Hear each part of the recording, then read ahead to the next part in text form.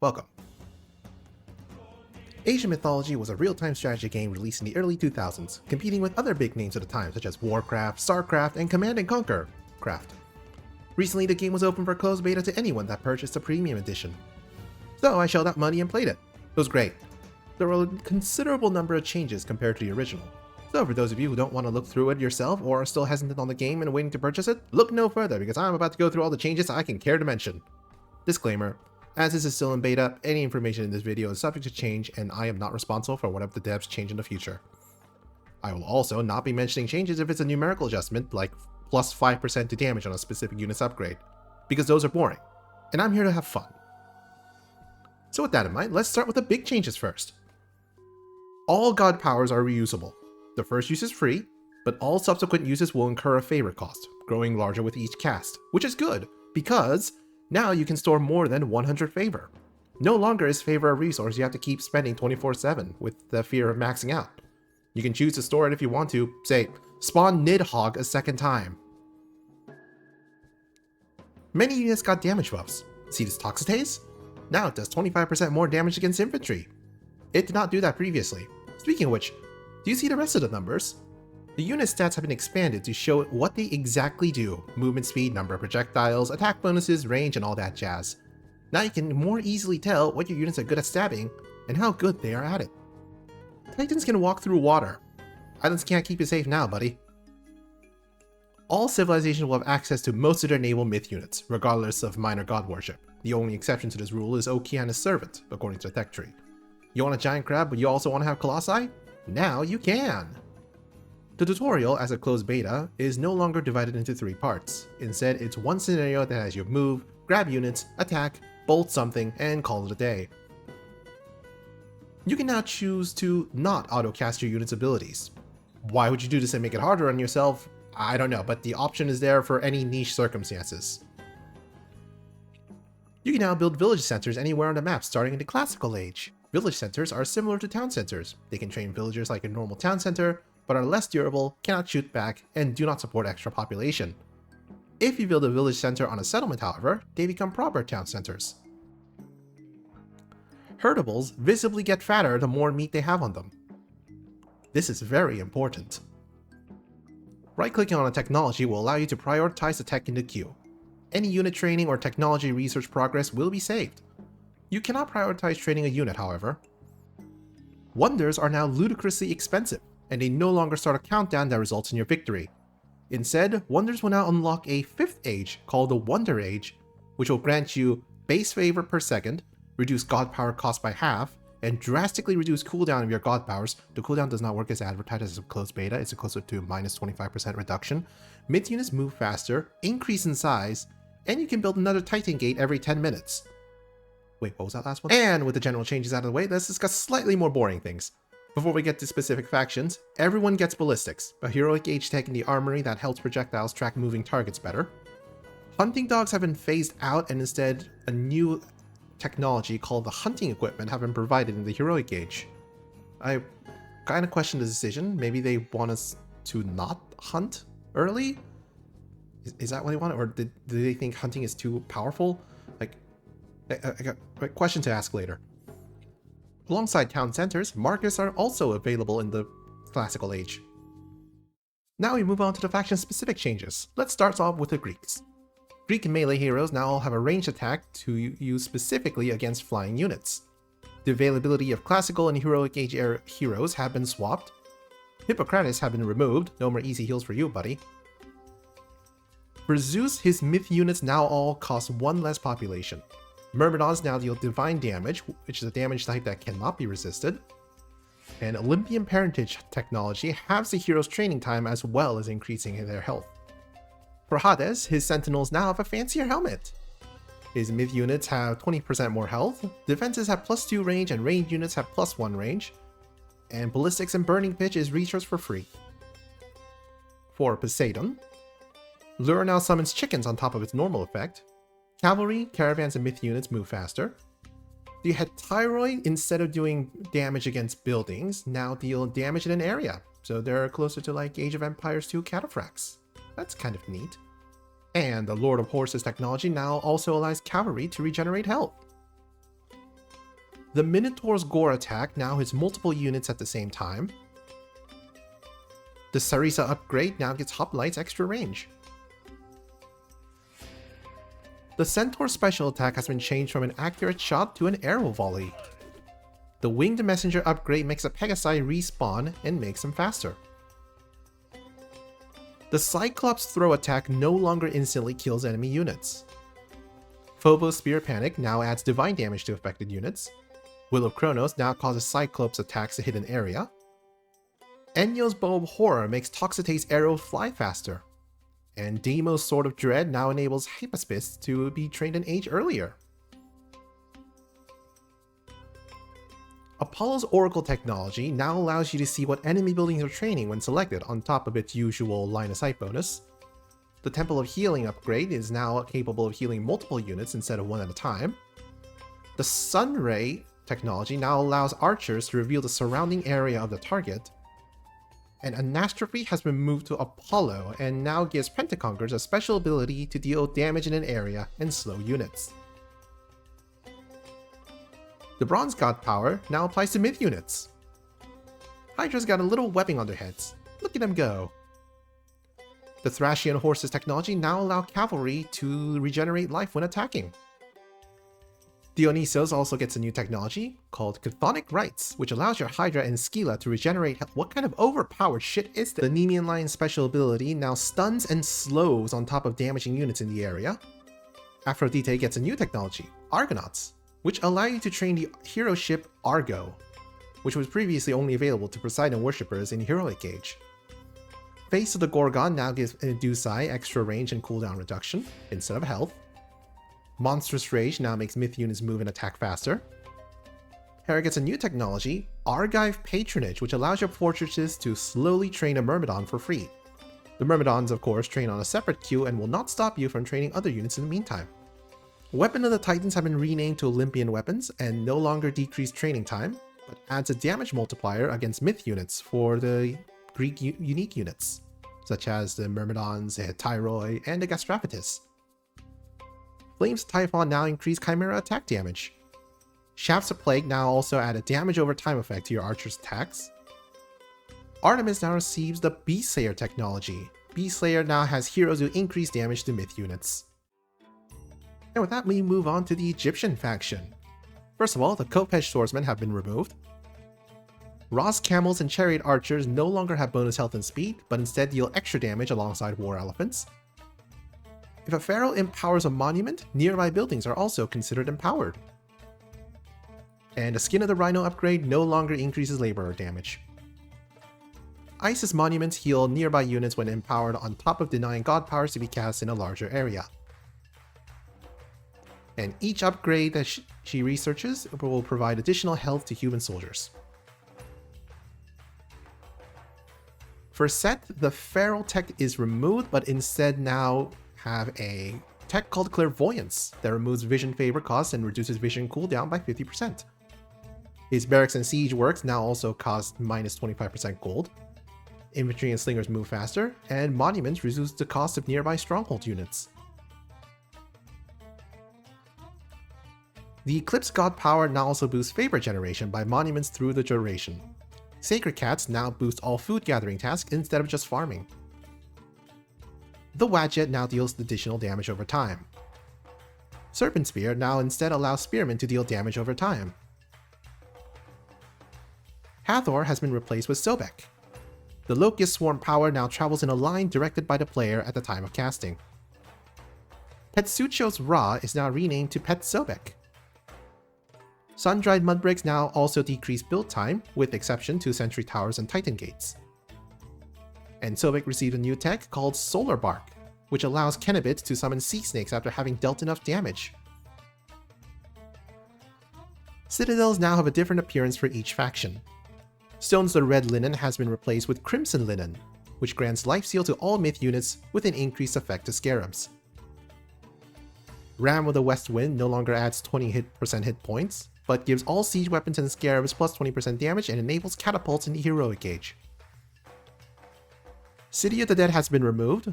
A Funeral Rites effect is now in a new tech called Nebti. Funeral rites now instead return 5 gold per slain human soldier or hero.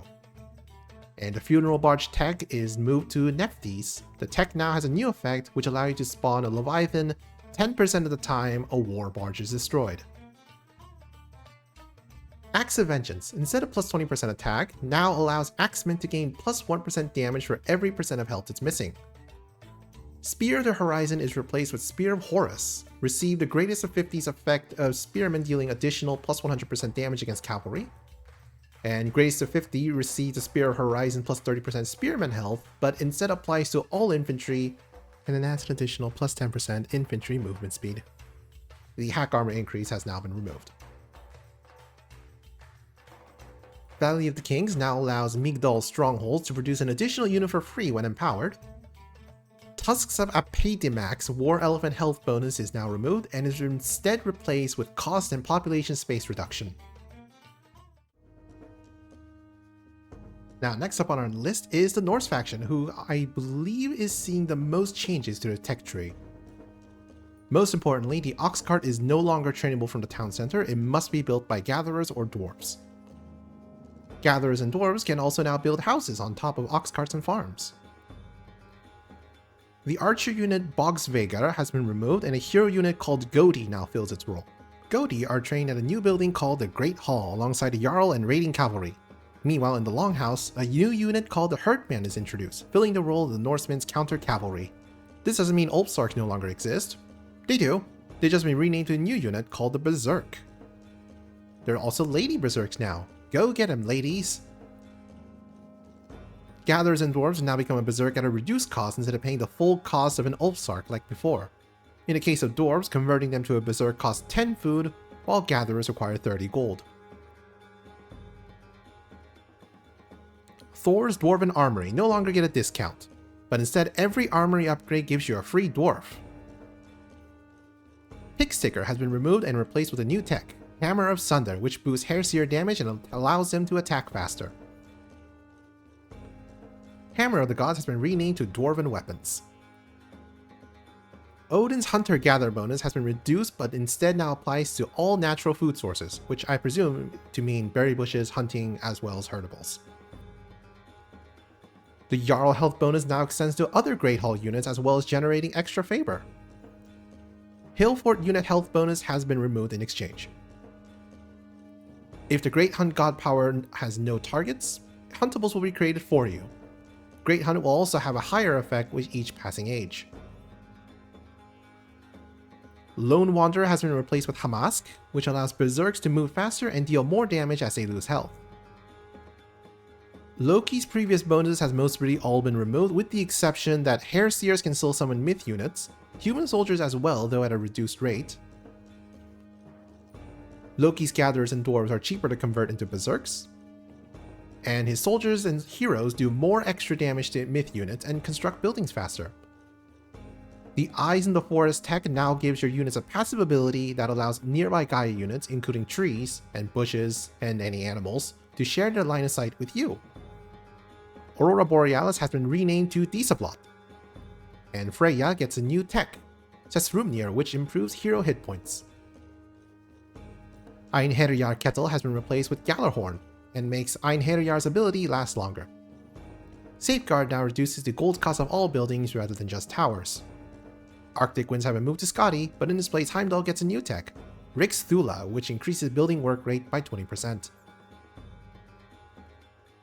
Trolls can now throw boulders at enemies. The Hammer Troll upgrade is renamed to Cave Trolls, and now boosts the Troll's special ability instead. Mithril Breastplate has been renamed to Dwarven Breastplate, and now gives Herdmen a hack armor boost alongside Berserks. Hall of Thanes no longer increases Hairseer health, but speed bonus now also applies to all other infantry. Huntress Axe now also applies a ballistic effect on top of the damage boost for throwing axemen. Winter Harvest also slightly boosts villager food gathering rate from other sources. Arctic Winds have been moved from Heimdall to Skadi, but instead of giving longbow stat increases, it now buffs the hammer ship Drekar, giving them an attack to increasingly slow enemies with each hit, and eventually freeze them. Bragi's Call of Valhalla now allows Berserk to give you 1 favor on death. Thurisaz's Rune now gives your myth units a small regeneration rate. Swine Array now applies to Herdmen, giving them an incredibly high anti-cavalry damage and also additional attack damage. Long Serpent has been moved to Braggy and has been changed to letting longbows become larger, gain more HP, and fire more arrows at enemy units as they deal damage to units. Ring Giver increases damage done to myth units by Jarls on top of its regular bonus. Wrath of the Deep upgrade now also reduces ability cooldown for Krakens. Njord has 2 new upgrades in exchange for losing Long Serpent, which first is Vikings, which allows raiding cavalry to produce gold in addition to favor when fighting, and second is Jotuns, which upgrade Mountain Giants to, well, as per the namesake, Jotuns, and enables them to punt enemy units away as well as giving them a boost to their stats. Side note, among many other units and technologies, Dwarf and Augur also got a new icon, but I don't think ancient mythological Scandinavian dwarves had access to industrial drills. Just saying. Arctic Gale upgrade has been removed. Berserker Gang now, instead of boosting Berserk stats, now allows them to restore health as they attack instead. Granite Blood, on top of giving giants more health than before, now upgrades Fire Giants to Sons of Muspel, giving them some sick horns. The Nidhogg now has a strafe attack. Whee! Unfortunately, the Atlantean faction is not playable as of the closed beta, and we cannot see what bonuses the major gods give, but we can still see the rest of the tech tree changes and speculate. First of all, onagers have been removed. And secondly, the biggest change to Atlantean is that they no longer generate favor via town centers, and instead favor is produced through oracles, and you can have a limit of up to 10 oracles at the same time. Atlantean god powers no longer have charges as far as I'm aware, and follow the same rules as other god powers for being reusable with a favor increase. Some texts imply that Atlantean heroes are no longer converted instantly, but require time to promote regular units into the hero counterparts. Focus has been removed and replaced with Temporal Chaos, increasing the number of buildings that can be time shifted at once and reduces the time shift cost for defensive buildings. Safe Passage technology no longer seems to give Sky Passage a passive ranged attack, but does increase their garrison capacity. Channels now grant all units movement speed rather than just the citizens, but only while in the lush that Gael's buildings generate. Valor no longer targets an area, but instead converts a single unit to hero instantly and heals it fully. Alluvial Clay also allows Prometheans to spawn an additional offspring. Part of the Titans, rather than reducing the cost of promoting units to heroes, claims to reduce the time required to promote instead. Prometheus now has a new tech, Theft of Fire, which improves the work and build rate for citizens. The Spider Layer god power now plants 3 eggs in a line instead of being scattered randomly in an area. Leto receives a new tech, Perception, which increases their line of sight and apparently their favor gather rate. This may imply that oracles produce more favor the greater their line of sight. Bite of the Shark now adds damage over time effect to Murmillows and Fanatics, on top of increasing their damage. Okeanis receives a new tech, Frontline Heroics, which reduces the cost of promoting infantry to heroes. Chaos no longer lasts indefinitely, but can affect hero units. Hyperion receives 2 new techs, Sons of the Sun, which promotes all current and future oracles to their hero counterparts, and Pioneer of the Skies, which enables siege biremes to shoot fireballs to inflict additional damage. Horns of Consecration allow Atlantean town centers to generate favor just like how they did in the original. Rhea's Gift now removes favor costs for all myth technologies and allegedly refunds favor already spent on technologies prior to this one, with the exception of Secrets of the Titans. Rhea receives a new tech, Dactyloid, which allows your docks to heal nearby friendly naval units. Hesperides Tree no longer states it prevents god powers from being used in the area and instead heals friendly myth units. Lemurian Descendants has been removed. Poseidon's Secret no longer gives cavalry extra damage, but instead reduces their cost. Lance of Stone gives a Contarius on top of its hero counterpart additional range and damage, while removing the building damage multiplier. Theia has 2 new techs. First one is Prophetic Sight, which increases Oracle favor generation rate and allows the oracles to reveal the training queue for enemy buildings. The second tech is the Daughters of the Sea, increasing the speed and ability cooldown time for the Nereids. Heka Gigantes has been renamed to Sentimanus. Halo of the Sun now grants fire ships and fire siphon additional range rather than attack. Petrified has been replaced with Petrification, which unlocks an ability for Cairo Ballista, Fire Siphons, and Siege Biremes to gain an additional hack armor while not moving. Helios gains a new tech, Titanomic, which upgrades Sentimanus to Wardens of Tartarus, giving him additional attack and 2 more arms at least, according to the icon art. Eye of Atlas has been removed. Titan Shield no longer gives buildings additional armor, and instead increases the pierce armor of destroyers. Atlas receives a new tech, Devotees of Atlas, which increases movement and attack speed for fanatics as they lose health. Asper Blood no longer causes Lampades to deal damage on death. Instead, it allows Lampades to transform enemy human soldiers into chickens. Celerity now allows myth units to move and attack faster rather than just lowering their training time. Whew, that's a lot of changes. Hopefully I didn't leave anything out. No, wait, I did. Crap. Stuff discussed from here is just miscellaneous stuff, so it shouldn't have anything too much impact on the main game, so you can skip this part if you want to. Brock and E-Tree can no longer build farms nor gather food from them, but they can harvest wood, gold, and harvest from other food sources normally. They can also build houses and ox carts. E-Tree now has a passive ability that increases the attack of nearby non-myth units, and Brock now has a passive ability that increases the armor of nearby non-myth units. Campaign Odysseus now has a special attack that pierces enemies. Amonra can now use her ability manually to jump to an area. I assume Anubites also can, I haven't looked at them yet. Ajax deals divine damage on top of his regular damage. Regan Leaf has a passive ability that increases the health total of nearby Hairseers, Godi, and Valkyries. The older Castor can now attack multiple units with a special ability while still sending 1 unit flying. He also has a special ability that increases speed and attack of nearby non-myth units. King Full Stag has a normal freeze breath similar to a Frost Giant's on top of his special Titan Freezing Breath. New cheat units such as Football, Monkey Raft, and the UFO have been cited in the treasury. Unfortunately, the Flying Purple Hitbo's description is not as verbose as the original. And that should be everything that I could find.